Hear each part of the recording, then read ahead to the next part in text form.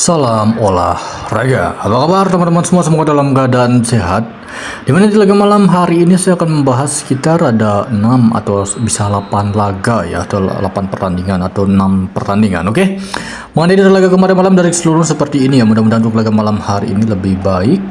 Untuk laga ini terlihat yaitu tuan rumah Atletico Madrid menghadapi Club Brugge. Terlihat di leg pertama waktu di kandang Club Brugge berakhir dengan skor 3-3 ya, dan ini leg kedua 4-2-2 untuk formasi tuan rumah Atletico Madrid, sedangkan Club Brugge dengan formasi 4-2-3-1. Terlihat di laga ini ada 2 pemain yang akan absen untuk tuan rumah Atletico Madrid, sedangkan Club Brugge ada 4 pemain mereka ya.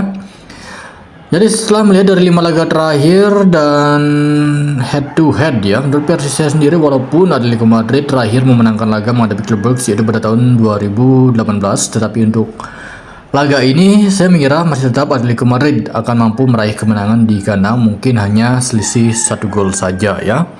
Oke baik, masih di Liga Champion ya. Untuk laga ini kita membahas pertandingan Newcastle menghadapi Qarabag. Di leg pertama kemenangan Newcastle ya di kandang Qarabag dengan skor 6-1, berarti 5 gol ya. Sangat berat untuk Qarabag, bisa mencetak 5 gol di kandang Newcastle itu sangat berat ya. Jadi untuk laga ini beberapa kemungkinan bisa kembali banyak gol untuk kemenangan Newcastle, ataupun mungkin hanya selisih 1 gol, bahkan bisa imbang ya. Mungkin banyak kejutan untuk laga ini. Tetapi setelah melihat saya mengira masih tetap laga ini Newcastle akan mampu meraih kemenangan di kandang menghadapi Qarabag. Di laga ini, tepatnya di laga yang ketiga, kita membahas pertandingan Inter Milan menghadapi Bodo Glimt. Terlihat di leg pertama itu kemenangan Bodo Glimt ya di kandang dengan skor 3-1, dan untuk laga malam hari ini mau tidak mau Inter Milan harus bisa meraih kemenangan 2-0 ataupun bisa 3-0 ya. Terlihat di laga ini tuan rumah Inter Milan dengan formasi 3-5-2 ya. Sedangkan Bodo Glimt terlihat dengan formasi 4-3-3. Kedua tim sama-sama memiliki 2 pemain mereka yang akan absen ya. Laga terakhir Inter menghadapi Lecce 2-0. Laga terakhir Bodo Glimt ini terakhir menghadapi Inter ya. Ini cukup panjang untuk Bodo Glimt mendapatkan jeda istirahat ya, dan kembali di laga ini mereka terfokus hanya di Liga Champions saja. Bagi melihat di laga ini, karena memang Inter dalam forma kandang bisa dikatakan cukup baik, tidak menutup kemungkinan laga ini Inter bisa meraih kemenangan melebihi dari selisih 1 gol ya. Oke, di laga ini kita membahas pertandingan Leverkusen menghadapi Olympiakos ya. Di leg pertama kemenangan Leverkusen di kandang Olympiakos dengan skor 2-0. Terlihat di laga ini Leverkusen dengan formasi 3-4-2-1, sedangkan Olympiakos dengan formasi 4-2-3-1 ya. Terlihat di laga ini Leverkusen ada 5 pemain yang akan absen dan 4 pemain dari tim tamu Olympiakos. Di laga terakhir Leverkusen melangkah kalah saat menghadapi Union Berlin dengan skor 1-0. Di laga terakhir Olympiakos meraih kemenangan saat menghadapi Panathinaikos dengan skor 2-0 ya. Kedua tim terlihat dari head to head, Olympiakos laga kandang, di laga kandang Leverkusen. Jadi untuk laga ini kemungkinan skor tidak akan terjadi banyak gol. Saya tetap masih mengira laga ini masih kurang dari 3 gol. Jikapun ada maksimal, kemungkinan laga ini terjadi 3 gol saja ya, maksimal ya. Pergi ke Inggris Championship, di laga ini mempertemukan tuan rumah Watford menghadapi Ipswich ya. Watford dan Ipswich dengan formasi yang sama 4-2-3-1 ya. 2 pemain akan absen untuk tuan rumah Watford dan 3 pemain dari tim tamu Ipswich. Klasemen sementaranya nampaknya pada papan atas, Watford peringkat 9, Ipswich peringkat 4. Oke. Forma kandang Watford sangat luar biasa, Ipswich tidaklah begitu baik ya, dimana Ipswich ini sangat sering meraih kemenangan di kandang bukan di tandang. Tidak menutup kemungkinan di laga ini Watford bisa menahan Ipswich, walaupun dari klasemen Ipswich sangat luar biasa, tetapi untuk laga kali ini cukup sulit. Nampaknya tim tamu Ipswich bisa meraih 3 poin di kandang Watford, mengingat Watford saat bermain kandang memang sangatlah baik ya. Di Inggris Championship, di laga ini mempertemukan tuan rumah Hull City menghadapi Derby County ya. Formasi yang sama 4-2-3-1 untuk kedua tim. Terlihat di laga ini sekitar ada 6 pemain akan absen untuk Hull City ya, sedangkan Derby County ada 3 pemain mereka. Klasemen sementara di musim ini Hull masih tertahan di peringkat 5, poin yang sama dengan Ipswich, sedangkan Derby County dengan meraih 48 poin dari 33 laga ya. Hull bermain kandang tidak begitu baik, sedangkan Derby County sangat luar biasa, tidak menutup kemungkinan. Terlihat dari head to head juga cukup baik untuk Derby County, tidak menutup kemungkinan Derby County bisa meraih kemenangan di laga ini ataupun bisa imbang ya. Baik, di laga ini saya membahas pertandingan Blackburn menghadapi Bristol, masih di English Championship. Terlihat 4-2-3-1 untuk tuan rumah Blackburn. Ini terlihat formasi, sedangkan Bristol City dengan formasi 3-4-2-1. Tuan rumah Blackburn sekitar ada 7 pemain mereka yang akan absen, 1 pemain dari tim tamu Bristol ya, Bristol City. Klasemen sementara di mana Blackburn peringkat 20, Bristol berada di peringkat 12 sementara. Terlihat dari head terakhir, kedua tim sempat bertemu pada tahun 2025 berakhir dengan kemenangan Blackburn di kandang Bristol dengan skor 1-0. Jadi untuk laga ini tidak untuk kemungkinan karena memang ini laga kandang Blackburn, sehingga Blackburn bisa meraih kemenangan di laga ini menghadapi tim tamu Bristol ya. Kemudian memasuki laga terakhir, tepatnya di laga ke-8 ya, kita membahas pertandingan Swansea City menghadapi Preston. Terlihat di laga ini Swansea dengan formasi 4-1-4-1 ya, sedangkan Preston dengan formasi 3-4-3. Terlihat ada 3 pemain akan absen untuk Swansea, sedangkan Preston di laga ini ada 2 pemain mereka ya. Klasemen sementara terlihat di laga ini di mana tuan rumah Swansea berada di peringkat 15, sedangkan Preston berada di peringkat 10 sementara. Head-to-head terakhir kedua tim sudah sempat bertemu pada tahun 2025 di mana pada waktu itu kemenangan tuan rumah Preston dengan skor 2-1. Dan laga kali ini laga kandang Swansea.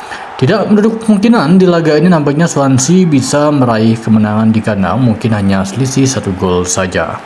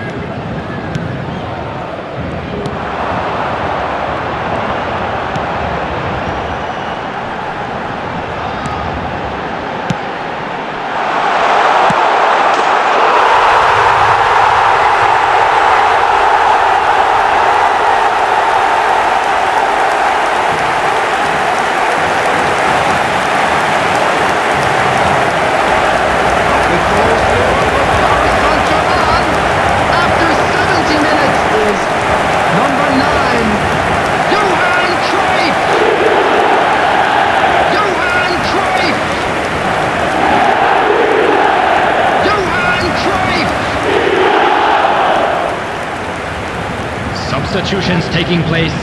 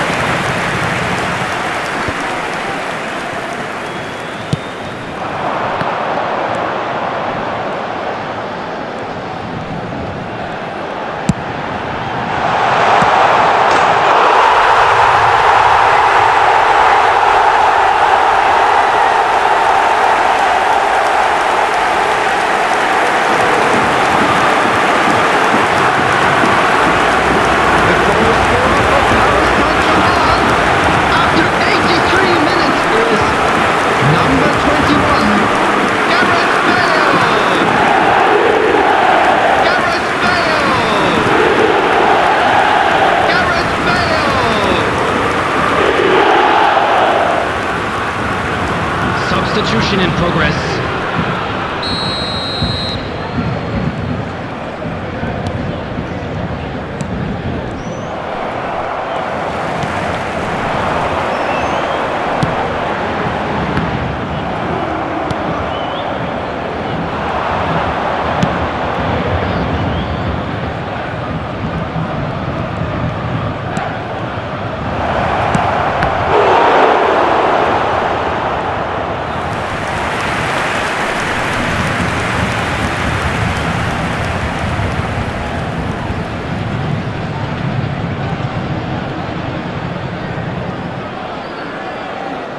substitution for Paris Saint-Germain.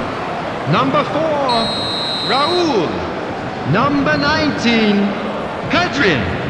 Coming on the field, number 6, Bellingham. Number 8, Kroos. 6 added minutes has been indicated.